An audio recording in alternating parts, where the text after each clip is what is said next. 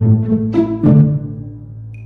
just kind of dial up. Like, so for example, you know, literally I'd use the same spreadsheet that I was organizing kids' church, and when I was helping the older teams with running Element 238, which are 10 plus year olds, I was just taking it, like, you know, one example was like a high school skit or other things like that, but it was literally the same structure. We're just not doing like VBS songs and stuff like that, right? You know, so less of that, more of live worship and skits and other activities that are more to what they're doing, but I think you can borrow a lot of the structure. I think that's a great point, is that we don't change the concept of keeping it not boring just because they're older. We still keep it entertaining, you still keep things moving. You don't just, if you have a monologue for too long, they're going to get bored. Obviously adults, you have a little bit more leeway with that, but just keep it moving, keep it interesting, and never do one thing for any too long. Any length, you know, more than 10, 15 minutes is going to push it. One thing I would say is, if you have a house, start a Bible study. Get them at home with you at a Bible study. If you don't have a place that you can gather with them at your house, take them to a Burger King, McDonald's, do a Bible study weekly. There's a brother in our church who does our bus ministry. He did Bible study every, I don't remember the exact day, but every certain day of the week, he'd do a Bible study with some teenagers at a McDonald's. You know, if you can't afford to buy them all meals, then hey, buy them all an ice cream, or just go to the park. You know, there's everything for every budget, but for everything that you can do, there's 101 excuses. So, you know, let's focus on the things that we can do. If I can make them all sandwiches and we can go to the park and hang out, then we'll do that. Start it small, get to know them, you know, hang out with them, put on, you know, if you gotta stay out till 12 o'clock at night hanging out with them at your house, then hey, that's the thing we're gonna do, because we just wanna see these young people, you know, living for God. We could have a whole nother workshop on youth ministry. Honestly, it could go into getting a youth group, maintaining a youth group, developing a youth group. But one thing my wife and I learned when we were youth pastoring in Lake Isabella is that we had young people over our house all the time. Like, they were at our house, they lived there. I mean, there was not one night when we did not have young people over. So if you don't have a youth group, to not make it like this church thing that you're trying to push on them, but invite them in to build a relationship personally, one-on-one, and let them fall in love with you. Let them want to be where you're at. Let them want to come over to your house, because it's the best place to be. And you've got the best food. That's what our kids, that's what they learned, is that if they wanted a good meal, they came over to the Hodge house, because Sister Brandon knew how to cook. And so you win them through loving them, cooking for them, spending time with them, and eventually you're gonna have them wanting to do what you're doing. And what do? You go to church. So before you know it, before too long, you'll have a youth group. But that's a whole nother. Great answer. Any other questions?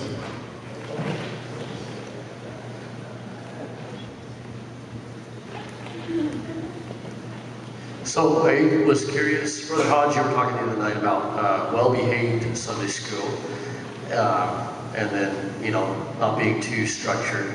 And so how do you deal with discipline issues or crazy kids? What's the balance? You guys got another 3 hours to spare? I have nothing against structured Sunday school. Matter of fact, if the structure doesn't float, everybody's gonna sink. Okay, if there's holes in the structure, then you got major problems. But what I mean by pushing kids through a program, just making sure it's well structured, that's not my issue. My issue is when we're not connecting to the kids on an individual and a caring and loving manner, and it's just making sure they're following the rules. Just treating it like a job, basically. Yeah, exactly. Like mechanical. Yeah, we're the boss, and we got to maintain order. When it's driven with that motive, then there's something missing between the person leading and the kids feeling a connection there. That's just what I've seen. So I don't have anything wrong with structured. Kids need structure. So I would say clearly communicating the rules, making the rules fun and engaging, incentivizing good behavior. Make sure that while you're incentivizing good behavior, because this is what I talked about in my tablet list, and sometimes when you incentivize behavior and reward things like kids learning memory verse, bringing a Bible, sometimes you're going to see a pattern develop where you have winners and losers all the time. Like, there's going to only be the kids that get the rewards and incentives and the kids that just never get anything. Make sure that your love isn't a trophy. Make sure that your love is unconditional. Everybody gets love. Love isn't a reward for anybody. Everyone's worthy of my love. And so even if you gotta correct things, I'm gonna do it out of respect and make sure that that kid knows that I'm doing it from a place of love and care for them, not just because they're disobeying. I'm not gonna call them out in front of people. That's why it's so important to be working in pairs, so that if somebody's doing something in front of the class, they don't have to stop what they're doing and address an unruly kid and try to get back to what they're doing. Why? Because you just put all the attention on that kid in that classroom and you lost your momentum. And so, being able to address things as they happen in a private way and make sure that it gets handled timely and not belittling them, not embarrassing them, and always making sure that they know that you love them. Yeah, we all have. And use them. The more they're engaged, less problems you're probably going to have. We all have that crazy kid, though. Yeah. You're not the only one with that crazy. We probably have the same one, probably. They're related. But could be. But there's always one, and they usually will listen, or at least most listen to the person that brought them. So a lot of times we'll get their bus captain. Like if they came on Delaney's bus, I'm probably not going to be able to talk to them as easily as she is. And I'm gonna, Brother Julian, hey, you brought Zai, go talk to Zai. He's being a problem. And he can do it in a way that he'd be totally cool with. But if I said the same thing, he probably wouldn't accept it from me nearly as easily. So that's another maybe helpful. That is great, and I want to key on what you were saying. That is so good what you were saying, but it's like, hey, don't let your love be the reward, right? And let your love be withheld if they are not behaving, because it's your love that's going to turn that problem around. Like I have seen so many times when the Sunday school teachers that have dealing with these challenges again, like go to these kids' doors, then it opens up their love, and they're like, okay, I gotta solve this problem a different way. But another thing, leaning into the whole structure thing, it goes a long way if you have rules clearly posted, so it's not a surprise what the consequences are, right? You get a first warning, we're gonna handle it this way, then it's really clear, so then you can point, because then that makes the rules not feel arbitrary, like, okay, why are you being the bad guy here? It's like, I'm not being the bad guy, these are the rules and this is just what we follow, right? So you have clear consequences so that it's easy to just deal with the process. It's simple to deal with the process. It's not easy to deal with the process, right? Where you may have consequences. So a possible idea is I want to balance this real quick and not take up too much time. But like, so for example, we've talked about before, your consequence might be like, hey, like after multiple warnings, you may have to take a break for a week from bus. If you do that, I know this is kind of a popular idea I've heard. The flip side of it is please make sure that there are multiple people still connected to this child during that time. It's like, hey, we gotta have some type of consequence so they feel, hey, like there are real rules here. You do not run this place. We want you to be able to understand how to be successful here. But that, just like what Brother Tyler was saying, pour on the love. It's the love that's gonna really turn the whole situation around, right? So you gotta really make sure that if you're doing that, that you're having a way to make sure that these kids feel still connected while you're trying to solve the problem.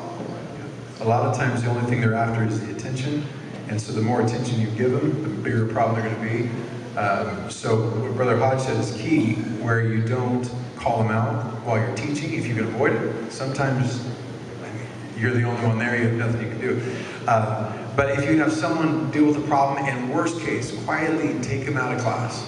And when you bring them back in, don't sit them in the front, sit them back in the back, just so nobody sees the issue. It's dealt with as quietly as possible. So that's all they're after anyway, most of the time. It's just they want people to look at it.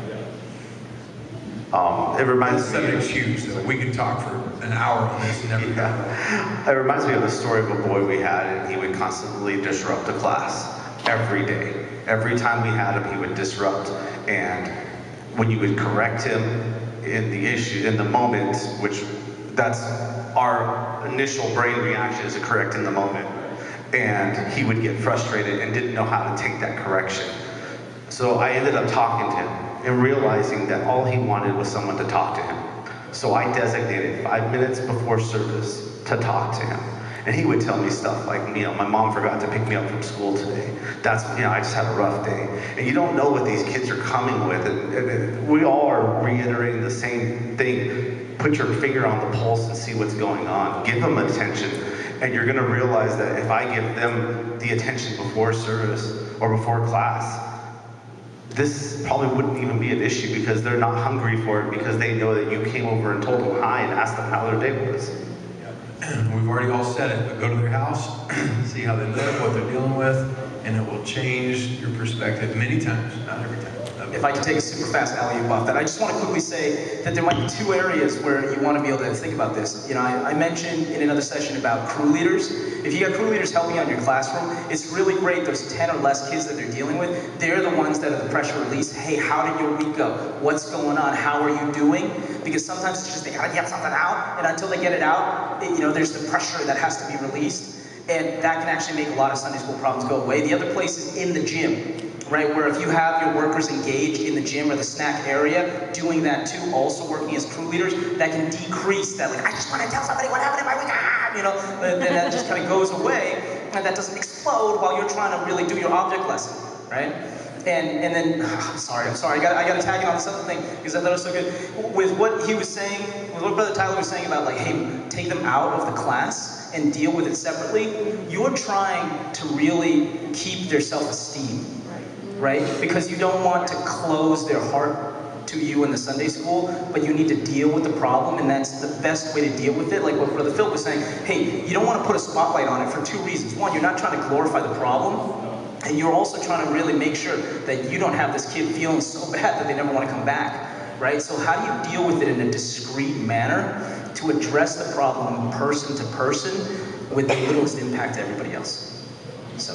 And we have to move on from this, but not every